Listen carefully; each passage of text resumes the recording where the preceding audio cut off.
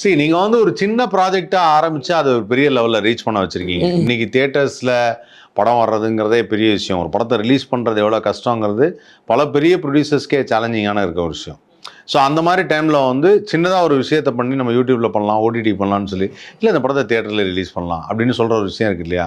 அதுக்கு நீங்கள் நிறையா வந்து பண்ணியிருக்கீங்க. அதுக்கு உண்மையிலேயே வந்து பாராட்டணும் இந்த ஹோல் டீமை. கண்டிப்பாக அப்படி தான் எனக்கு தெரிஞ்சு இனிமேல் வரக்கூடிய படங்கள் வரணும்னு நான் நினைக்கிறேன். ஒரு சின்ன சின்ன கான்செப்டை அழகாக ஒரு படமாக பண்ணி அது ஒரு சின்ன பொருட்செலவில் பண்ணி ரிலீஸ் பண்ணோம் அப்படின்னு. பெரிய பொருட்செலவில் பண்ணணும்னு அவசியம் கிடையாது. சினிமாங்கிறத இப்போ நீங்கள் வந்து ஒரு யூடியூப்பில் இந்த வெர்டிகல் சீரிஸு, அதுக்கப்புறம் வந்து ஷார்ட் ஃபிலிம்ஸ்லாம் பண்ணியிருக்கீங்க. பெரிய பொருட்செலவு கிடையாது. ஆனால் அந்த வெர்டிகல் சீரிஸை வந்து நீங்கள் சொன்ன உடனே அடுத்த செகண்ட் நான் எப்படி ஞாபகம் வச்சுக்கிறேன்?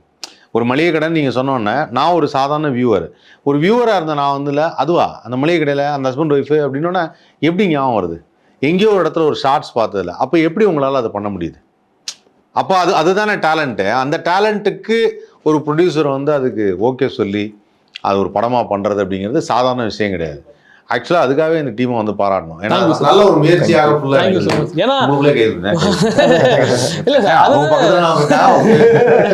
அதான் சார், இது என்னதான் நம்ம கிரியேட்டர்ஸ் 1000 பேர் இருந்தாலும் காட் ஆஃப் சினிமா அப்படின்னா அது ப்ரொடியூசர் தான் சார். ஸோ ஒரு ப்ரொடியூசர் தான் வந்து நான் சொன்ன வார்த்தையை பிடிச்சிட்டேன்.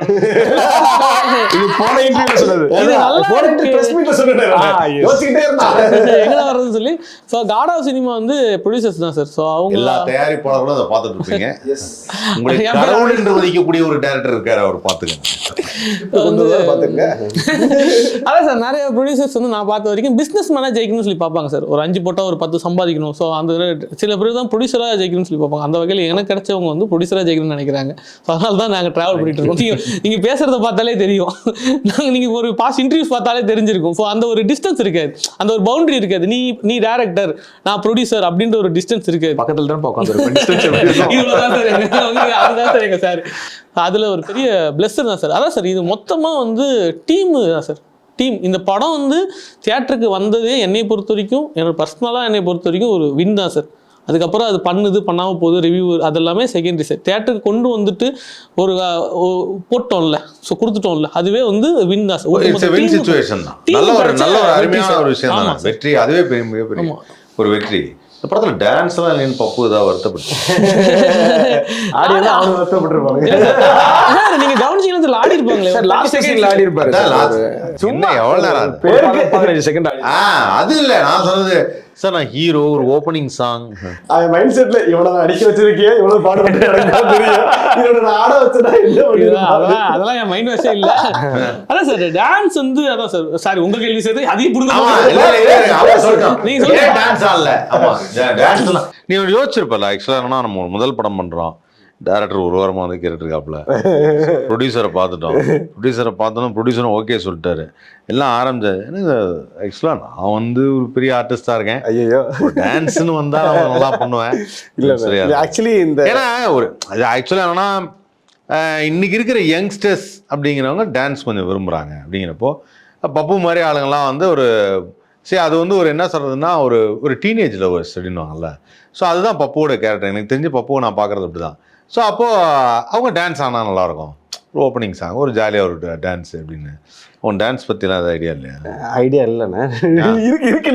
இருக்கு ஆக்சுவலி என்னன்னா, இது வந்து நாங்கள் பிகினிங்கில் ஆரம்பிக்கும் போது ஒரு ஓடிடி மேட்டர்ன்றதுனால இந்த கதையாக பார்க்கும் போது எங்களுக்கு வந்து இதில் வந்து அந்த சாங்கு கண்டென்ட்டாக இவன் ஸ்ட்ராங்காக பண்ணிட்டான். ஸோ அந்த கண்டென்ட்டில் வந்து நம்ம எனக்கு ஒரு சாங் வேணும், எனக்கு ஒரு இது வேணும், எனக்கு ஒரு லிப்லாக் வேணும், எனக்கு ஒரு அது வேணும்னு சொல்லி இவன் வந்து இது பண்ணி ஒரு பொதுவாக அது மாதிரி அதனால கேட்குறக்கு எதுவுமே இல்லை. ஏன்னா அவன் ஒரு ஹெவியான ஒரு கண்டென்ட்டை ட்ராவல் பண்ண போகிறோம்.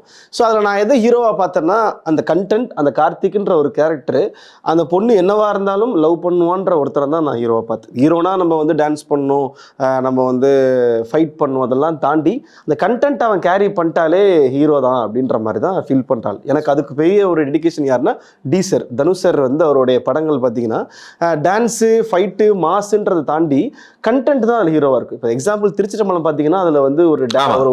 ஒரு ஃபைட் இருக்காது, ஒரு பில்டப் இருக்காது, மாஸ் இருக்காது. ஸோ அந்த மாதிரியான ரோல் பண்ணும்போது நமக்கு ஈஸியாக கனெக்ட் பண்ணிக்க முடியும். ஸோ இந்த ஸ்கிரிப்டை படிக்கும்போது என்ன ஃபீல் ஆச்சுன்னா, ஒரு ப்ராப்பர் ஒரு ஒரு ஒரு ஒரு இன்ட்ரவர்ட்டான ஒரு இன்ட்ரவர்ட் பையன் ஒரு பொண்ணை லவ் பண்ணா எந்த அளவுக்கு லவ் பண்ணுவான் ஒரு காதல் கொண்டே. ஸோ அந்த ஃபீல் தான் நான் வந்துச்சு. அதனால எனக்கு அந்த சாங்காவோ கமர்ஷியல் ஆஸ்பெக்ட்ல பார்க்க முடியல, அதனால கேட்கவும் முடியல. கேட்டால் வைக்கவும் மாட்டான், அது வேற விஷயம். அதனால கேட்கவும் முடியல. ஸோ அதனால கதையா கில் பண்ணிட வேணாமே, வெளியே போக வேணாமேன்னு சொல்லிட்டு அதுலேயே ட்ராவல் பண்ணேன். சமீபத்தில் ஒரு சின்ன ஒரு ஃபேஸ்புக்லேயோ இல்லையோ பார்த்தேன், ஒரு ஃபோட்டோ பார்த்தேன். அதில் வந்து சொல்லியிருந்தாங்க, எஜமான் படம் ரிலீஸ் ஆனப்போ பொண்ணுங்கள்லாம் வந்து சொன்னாங்க, சே வானவராயம் மாதிரி ஒருத்தன் இருந்தான்னா அவனுக்கு தான் நான் கழுத்தை நீட்டுவேன் அப்படின்னு சொல்லியிருந்தாங்க. ஏன்னா அந்தளவுக்கு ஒய்ஃபை வந்து இவ்வளோ நல்லா பார்த்துக்கிறாங்க அப்படிங்கிற ஒரு கேரக்டர். அது மாதிரி வந்து பப்பு உனக்கு ஏதாவது கமெண்ட் வந்ததா, இந்த மாதிரி ஒருத்தன் இருந்தான்னா கண்டிப்பாக நானும் ஒரு மேரேஜை பற்றி யோசிப்பேன். ஏன்னா இப்போ இருக்கிற பொண்ணுலாம் எல்லாருக்குமே வந்து இந்த love break-up already into relationship இது வந்து ரொம்ப காமன் ஆயிடுச்சு இப்போது. அப்போது எனக்கு தெரிஞ்ச ஒரு பையன்கிட்ட கேட்குறேன், அவன் சொல்கிறான், இது வந்து சும்மா காமனாக இருக்கிற ஒரு பையன். அவன்கிட்ட கேட்குறான், அவன் சொல்கிறான், இப்போல்லாம் எங்கன்னு ஆல்ரெடி வந்து அவங்கெல்லாம் லவ் பண்ணி தான் இருப்பாங்க, ஏதோ அதுக்கப்புறமா நம்மக்கிட்ட வந்தா சரி நம்மளும் கல்யாணம் பண்ணி ஒரு நல்ல வாழ்க்கை நடத்தணும்னு நினைக்கிறோம் அப்படிங்கிறது ஒரு ஃபீல் இருக்குது. ஸோ அந்த ஒரு விஷயத்தை ஹேண்டில் பண்ணுறதுக்கு இல்லை, கிளைமேக்ஸில் உன்னை பற்றி எனக்கு எல்லாம் தெரியும் அப்படின்னு சொல்லி உன்னை நான் நல்லா பார்த்துப்பேன் அப்படிங்கிறது. லிட்ரலாக நான் ஏன் இதை வந்து மௌனராகத்துக்கு கம்பேர் பண்ணேன் அப்படின்னா, 80s ஜென்ரேஷனில் மௌனராகத்தில் வந்து அவன் ஆல்ரெடி அந்த பொண்ணு இன்னொரு பையனை லவ் பண்ணியிருப்பாள். லவ் பண்ண பொண்ணு கரெக்டாக வந்து நான் வந்து உனக்கு நீ வந்து உனக்கு என்ன வேணும்னு சொல்லி பிடிச்சது, ஏன்னா என்னுடைய மனசு என்கிட்ட இல்லை அப்படின்னா அந்த ஃப்ளாஷ்பேக் பண்ணணும். அப்போ என்னடானா இவன் ஆல்ரெடி இன்னொரு பையனை லவ் பண்ணியிருக்கான், அதனால தான் கல்யாணம் வேணான்னு சொன்னேன். அதே தான், அதனால தான் நான் கல்யாணம் வேணான்னு சொன்னேன். கல்யாணம் பண்ணிட்டு வந்துட்டேன், டைவர்ஸ் வேணும்னு கேட்பான். இதுலேயும் டைவர்ஸ் வேணுங்கிறது தான். அப்போ டைவர்ஸ் வேணும்னு கேட்கும்போது அதில் அவன் என்ன சொல்லணும்னா, உனக்கு கடந்த கால வாழ்க்கையை பற்றி எனக்கு எந்த விதமான இதுவும் இல்லை, இப்போ இருக்கிற வாழ்க்கையை தான் நினைக்கிறேன் அப்படின்னு சொல்லி மௌனராகத் டைலாக். அப்போ நான் சொன்னேன், 80s வந்து ஒரு ஜென்ரேஷனில் ஒரு பொண்ணு இன்னொருத்தனோட நேசிச்சிருக்கான்னு தெரிஞ்சு அவன் வந்து கல்யாணம் பண்ணிக்கிறாங்கிறது ஏதோ சுவாமி விவேகானந்தர் மாதிரி தெரிஞ்சான் எனக்கு அப்படின்னு. ஏன்னா அது ரொம்ப அந்த is very open minded person அப்படின்வாங்கல்ல, அதெல்லாம் அப்போது. இப்போது ஒரு படி எக்ஸ்ட்ரீம், இந்த கதையில் ஒரு படி எக்ஸ்ட்ரீம், நான் பார்த்துட்டேன் நேராகவே அப்படிங்கிறது ஒரு படி எக்ஸ்ட்ரீம். இந்த கிளைமேக்ஸை கொண்டு வர்றது இருக்குல்ல, அது எனக்கு 2 பேர்ட்டுமே கேட்க நினச்சேன். கொண்டு வந்தது எப்படி, நடிக்கும்போது அதை எப்படி நீ கன்சீவ் பண்ண? ஆமாண்ணா, இது இன்ட்ரோவர்ட் நிறைய பசங்க இப்போ எப்படி இருக்காங்க அப்படின்னா, அவன் லவ்வை சொல்ல மாட்டான், ஆனால் அந்த பொண்ணு லவ் பண்ணுவான், அவனுக்காக என்ன வேணால் பண்ண ரெடியாக இருப்பான், ஆனால் அதை எக்ஸ்போஸ் பண்ணுறது ரொம்ப அவன் வந்து தயங்குவான். இதுக்கு நீங்கள் இன்ட்ரோவர்ட்னு பேர் வச்சுருக்கீங்களா? ஆமாண்ணா, நான் இதே முரளின்னு பேர் இதே முரளி கேரக்டர் அதுதான். முரளி என்னையுமே காதலை சொல்லவே மாட்டார், ஆனால் அவருக்காக என்ன வேணாலும் பண்ணுவார். அதான் அது எக்ஸாக்ட்லி கரெக்ட்.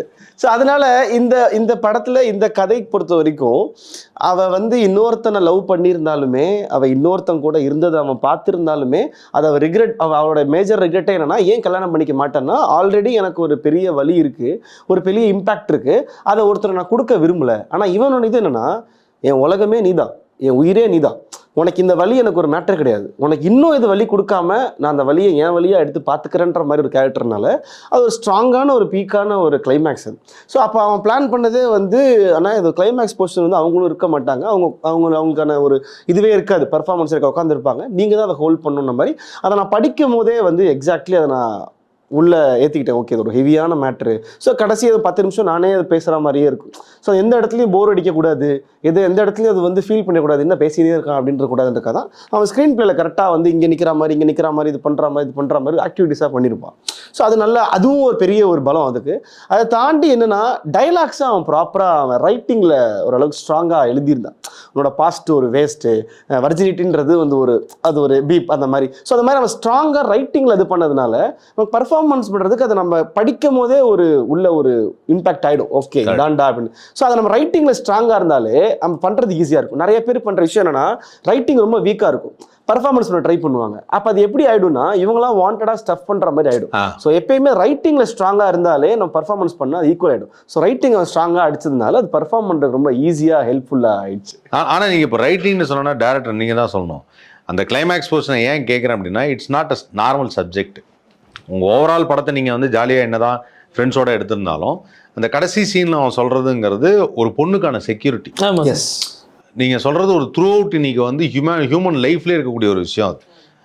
ஒரு பொண்ணுக்கு ரொம்ப முக்கியம் வந்து ஒரு செக்யூர்ட் லைஃப் தான் அப்படின்னு. அவளுக்கு வந்து பாதுகாப்பாகவும் நான் அப்படி நடந்துக்க மாட்டேன், நான் இப்படி தான் இருப்பேன், நான் உன்னை நல்லா பார்த்துப்பேன் அப்படின்னு சொல்கிற ஒரு விஷயம் இருக்குல்ல, அதுதான் நீங்கள் சொல்ல வந்த ஒரு அந்த கிளைமேக்ஸ். ஜாலியாக எடுத்துகிட்டு போன ஒரு படத்துக்கு ஒரு ஃபேண்டசி மாதிரி ஒரு பொம்மை ஒரு கேரக்டர் ஒன்று வச்சு அதுக்கப்புறம் கடைசியாக இந்த மாதிரி ஒரு ஹெவியான ஒரு இதை வைக்கணும். எனக்கு தெரிஞ்சு நீங்கள் பண்ண வெர்டிகல் சீரிஸ்லையோ இல்லை யூடியூப்பில் பண்ண படத்துலையோ இவ்வளோ ஹெவியான ஒரு மேட்டர் சொல்லியிருப்பீங்களா? இல்லை. எப்படி உங்களுக்கு டக்குன்னு அந்த ஐடியா வந்தது? சார் ரெண்டாக வச்சுக்கலாம் சார். இப்போ சினிமாவோட ஷேப்புக்கு சில விஷயம் தேவை சார். ஃபர்ஸ்ட் ஆஃப் ஆல் நம்ம கதையை எடுத்துகிட்டு பார்த்தீங்கன்னா பாசிட்டிவ் நெகட்டிவ் சொல்லி பிகினிங்லேருந்தே ட்ராவல் பண்ணிட்டு இருப்போம். இப்போ பப்புவோடைய லவ் வந்து அவங்க டோட்டலாக அவங்க வேணான்னு சொல்லி சொல்லும்போது அவங்க மேலே ஒரு நெகட்டிவ் ஷேட் இருக்கும். ஸோ அப்படி இருந்தால் தான் வந்து அது புல் ஆகும் ஆடியன்ஸுக்கு. இப்போ நீங்கள் இந்த படத்தில் வில்லன் யாருன்னு சொல்லி சொல்லுங்கள். என்ன கேட்டால் நான் ரைட்டிங் பர்ஸ்பெக்டிவ்ல சொன்னால் அந்த பொண்ணை தான் வில்லன் சொல்லி சொல்லுவேன். இவ்வளோ ஒருத்தன் உருகி லவ் பண்ணுறான், நீ என்னம்மா உனக்கு என்னம்மா அப்படின்னு. அப்போ ஒருத்தன் வில்லனாக இருக்கணும்னா அவன் ஹீரோவோட ஸ்ட்ராங்காக இருக்கணும்ல. அப்போ அவளுடைய மைண்டில் வந்து அவளோட ஃபிலாசபிக்கலாக அவள் வந்து வேற ஒரு விஷயத்தில் வச்சிருந்தா தான் அவள் ஸ்ட்ராங்காக இருக்க முடியும். அதை வந்து கிளைமேக்ஸில் உடச்சி வருவது தான் ஸ்ட்ரக்சர். ஸோ இதுதான் சார் அது. ஆக்சுவலாக வில்லன் தேவை. இந்த ராம் காமுக்கு வந்து கண்டிப்பாக ஒரு வில்லன் தேவை. கண்டிப்பாக நமக்கு இருக்கிற பட்ஜெட்டுக்கு வெளியில் ஒரு வில்லனை கூப்பிட்டு வர முடியல, சாரி சார். ஸோ அதனால் வந்து சும்மா விளையாட்டுக்கு சொன்னேன். இந்த கதைக்கு வந்து ஒரு வில்லன் தேவை. ஸோ அந்த வில்லன் யாராக இருக்கணும்னா கண்டிப்பாக ஹீரோயினாக தான் இருக்கணும். ஸோ அவள் தான் இந்த கதையோட வில்லன். ஏன் அவன் வில்லனா இருக்கானா, ராஜமௌழி சார் சொல்லுவாங்க, ஹீரோவை விட வில்லன் வந்து பவர்ஃபுல்லா இருக்கும். ஹீரோவுக்கு வந்து நம்ம ஸ்ட்ராங் ஜஸ்டிஃபிகேஷன் கொடுக்க தேவையில்ல. மேட் லவ்ன்ற ஒரு கான்செப்ட்ல ஸ்கிரீன் பிளே அது வந்து சினிமா லாஜிக்ல போயிடும். வில்லன் ஸ்ட்ராங்கா இருக்கணும். வில்லனுக்கு வந்து ஒரு லாஜிக் நம்ம செட் பண்ணணும். அதுதான் அந்த பாசிட்டிவ் வேஸ்ட். ஆமா, இதை ஹோல்ட் பண்ணிட்டு இருக்கிறதுனால தான் நான் வந்து ஹீரோட லவ் வந்து நான் அக்செப்ட் பண்ணலன்னு சொல்லி ஒரு ஸ்ட்ராங்கா போயிட்டே இருக்கேன். நீங்க சொன்ன அந்த பாசிட்டிவ் வேஸ்ட் வந்து நிறைய பேருக்கு ரிலேட் ஆயிடும்னு நினைக்கிறேன். ஆக்சுவலா அந்த மாதிரி இந்த பிரேக்கப்ல இருக்கவங்க எல்லாருக்குமே வந்து இந்த பாசிட்டிவ் வேஸ்ட்ங்கிறது ஒரு வார்த்தையில சொல்லிட்டு போயாச்சு. ஆனா அதுதான் எல்லாரும் இப்போ அதுதான் சொன்னல, அந்த ஒரு வார்த்தை நம்மளோட கடந்து போக வைக்கும். ஆமா சார், அப்படி ஒரு டயலாகா இருக்கு. அந்த டயலாகே அவ்வளோ நல்லா இருந்தது. அண்ட் ஓவராலாகவே இந்த ஃபிலிமில் வந்து எல்லாருடைய பர்ஃபார்மன்ஸ், டயலாக் அண்ட் ஆல்மோஸ்ட் எல்லாமே எனக்கு பிடிச்சிருந்து. எனக்கு என்னன்னா பட்ஜெட் வைஸ் சொல்லிட்டீங்க. அது வந்து உங்க பாடியில் ஏதாவது சொல்லலாம் சொல்லுங்க. ஆக்சுவலாக எனக்கு வந்து என்னன்னா எப்பவுமே ஒரு படத்துக்கு வந்து ஸ்டார் காஸ்டிங்கில் போடும்போது இது நான் சொல்கிறேனே யாருக்கும் ஹர்ட் ஆகக்கூடாது. நான் ஸ்டார் காஸ்டிங்கில் போடும்போது இல்லை, மேல் எவ்வளோ தூரம் நடிக்கிறாலும் ஃபீமேல் அந்த அளவுக்கு பர்ஃபார்ம் பண்ணணும். அப்போது வரக்கூடிய அந்த ஃபீமேல் கேரக்டர்ஸ் எல்லாருமே என்னென்ன பண்ணுறாங்க, எந்தெந்த சீனா ஒவ்வொரு சீனையும் ஒரு ஹோல்ட் பண்ணுற ஒரு தான் இருக்குது. இதில் அவங்க அம்மா கேரக்டர் ஒருத்தவங்க பண்ணியிருந்தாங்க, பப்புக்கு அம்மா கேரக்டர். ஆக்சுவலாக ஒரு சீனில் அவங்க பர்ஃபார்ம் பண்ணும்போது அவங்க ரொம்ப சூப்பராக இருந்தது. ஆனால் எனக்கு அந்த வாய்ஸ் மைனஸாக இருந்தது. என்னை பொறுத்த வரைக்கும் அவங்க வந்து என்னென்னா ரொம்ப அவங்க வந்து சொல்லும்போது ரெண்டு இடங்கள் ரொம்ப பிடிச்சிது. அந்த அம்மா வந்து கவலையோட என்னம்மா நீங்கள் ரெண்டு சந்தோஷமாக இருக்கீங்கன்னு தான் நினச்சேன், என்னம்மா அப்படிலாம் நடந்துக்குது அப்படின்னு சொல்கிற ஒரு விதமும், இவன் போயிட்டு வந்து அவங்க அம்மா ஊருக்கு போகிறேன் அப்படின்னு சொல்லும்போது, ஊருக்கு போறியா, எதுக்கு போகிறேன், எதுக்கு போகிறேன், என்னடா அப்பா தெரியா, எதுக்குடா நீரு என்ன போடு அம்மா ஏதாவது நடக்கும். ஆக்சுவலாக அந்த ரெண்டு சினிமாவில் வந்து எனக்கு என்னென்னா அந்த வாய்ஸ் வந்து ஓகே, காமன் லைஃப்பில் ஒருத்தரோட வாய்ஸ் இப்போ எங்கள் வீட்டு பக்கத்து அம்மா வாய்ஸ் இப்படி தான் இருக்கும் அப்படின்னா கூட, ஜென்ரிக்காக சினிமாவில் காமிக்கும்போது ஒரு ஜென்ரல் ஆடியன்ஸ் வரும்போது நாம் ஏன் ஒரு டப்பிங் ஆர்டிஸ்டில் வந்து சில வாய்ஸ்லாம் மாற்றுறோம் அப்படிங்கிறதுக்கு ரீசன் அது ஜென்ரலாக எல்லாத்துக்கும் உள்ளே இறங்கணுங்கிறது தான். ட்ரூ. இதுதான் நான் பார்த்த ஒரு விஷயம். ஸோ உங்களுடைய அடுத்த படைப்புலேருந்து நான் என்ன பார்க்குறேன்னா, எல்லா கேரக்டரும் உங்களுக்கு வந்து ஒரு ராஜவேல் கேரக்டர் கிடைக்கும் போது ராஜவேல் நல்லா நடிச்சிட்டாப்ல, பப்பு நல்லா நடிச்சிட்டாப்ல, ஹீரோயின் அந்த பொம்மை கேரக்டர் நல்லா பண்ணிட்டாங்க, அவங்களோட கோவத்தை காமிச்சிட்டாங்க. ஸோ மற்ற ஆர்டிஸ்ட் எல்லாம் வரும்போது மற்ற ஆர்டிஸ்ட்லாம் இன்னும் கொஞ்சம் நடிக்கிறதுக்கு நிறையா இன்னும் கொஞ்சம் நான் ஒரு ஸ்டெப் அகெட் சொல்கிறேன். ஏன்னா கதை அவங்களோட டெப்த்தான ஒரு கதை. அப்போ டெப்த்தான ஒரு கதை இருக்கும்போது ஒரு காட்சி அமைப்பில் ராஜவேல் ஒய்ஃபாக நடித்தவங்க வந்து அவங்களுக்கு ஒரு டயலாக் இருந்தது. பட் டயலாக் இருந்தாலும் நான் அதை நான் எப்படி பார்க்குறேன் அப்படின்னா, அவங்க தான் ஃபஸ்ட்டு இந்த கதையை சொல்ல வராங்க, இந்த குழந்தை பொம்மை அப்படின்னு சொல்ல வராங்க. எனக்கு அந்த இடத்துல இல்லை இன்னொரு டேக்கு அது வேற ஒரு பர்ஃபார்மன்ஸ் வேணும் அப்படிங்கிற மாதிரி ஒரு ஃபீல் ஆயிடுச்சு. இதுதான் நான் ஃபீல் பண்ண விஷயம், வேற எதுவுமே கிடையாது. அது வந்து நீங்க சொல்றது கண்டிப்பா எக்ஸ்பீரியன்ஸ்ல வந்துரும் நினைக்கிறேன் சார். நீங்க சொன்னதுக்கு கருத்து நிறைய பேர் சொல்லியிருக்காங்க.